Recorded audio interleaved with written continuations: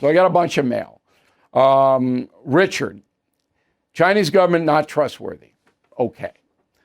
They've been lying, cheating, and stealing for decades. I find it interesting that you would propose a deal that would allow them to jointly police the world. Your proposal sounds a lot like a one world government laid out in the book of Revelations. Okay, look, Richard, if you want to be a pinhead and say we're not dealing with the Chinese because we don't trust them, then you're going to have World War III. Coming, get ready, get your food, get your bunker. Barry, Taiwan will make or break point of closure cooperation between China and USA. Their enthusiastic response for you when you said a closer partnership may be necessary was a good sign. I live in Saipan. That's Japan territory. Barry, I don't know if they were enthusiastic about me, but they weren't bored. They listened. Nancy, California. During your recent trip to China, you spoke with the heads of the Chinese Communist Party in an effort to obtain a close relationship with the U.S. You stated the Chinese wanted most was the annexation of Taiwan, which is a free country. Are you willing to sell out Taiwan? I'm not selling out anybody. I'm trying to get an arrangement. I'm trying to avert World War III. That's what I'm trying to do.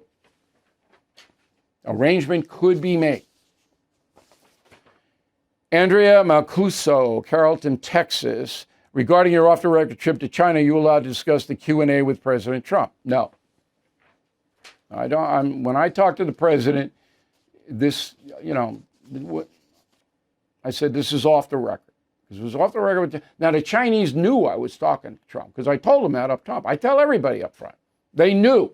I said, what happens here is going back to him.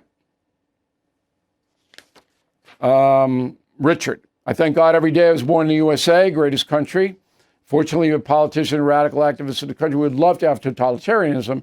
China is not the only country guilty of this oppression. True, but it's way beyond anything. I was in Spain when Franco was there, been to Cuba, Romania when the Soviets ran it. Not close. One more. Lisa.